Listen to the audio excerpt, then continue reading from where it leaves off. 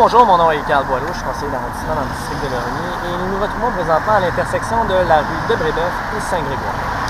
Alors, pour faire un petit retour en perspective, il y a 4 ans, quand j'ai été élu en 2009, j'avais découvert dans les bureaux de l'arrondissement une pétition à l'attention de M. Ladrec, l'ancien conseiller du Maryland, pour réduire la vitesse de circulation de ce secteur, mais aussi requalifier le statut de rue artérielle de Saint-Grégoire, car à l'époque, c'était un secteur industriel qui ne correspond plus du tout, ce statut, à la nouvelle vocation de ce secteur. Donc, depuis la fin des années 90, il y a à peu près des centaines d'unités qui sont apparues, résidentielles.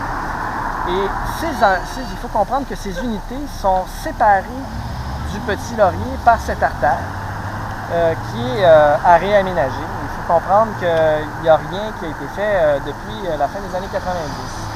Le premier exemple qui saute aux yeux, c'est les fils électriques.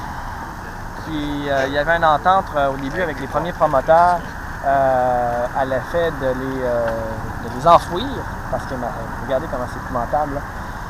Et ça, c'est une promesse brisée et rebrisée par toutes les administrations précédentes. Alors, il va falloir pousser définitivement pour enfouir ces fils et tant qu'à faire, réaménager les trottoirs qui sont beaucoup trop hauts et courts pour en faire un aménagement qui correspond davantage à la vocation résidentielle. Alors, une autre aberration, on peut voir ici, c'est presque amusant, le symbole non humain, comme quoi que les piétons ne sont pas autorisés à traverser cette artère à pied ou en vélo. C'est vraiment réservé pour le transit. Alors, une autre chose aussi qu'il faut pousser pour ce secteur, donc, c'est de requalifier cette rue.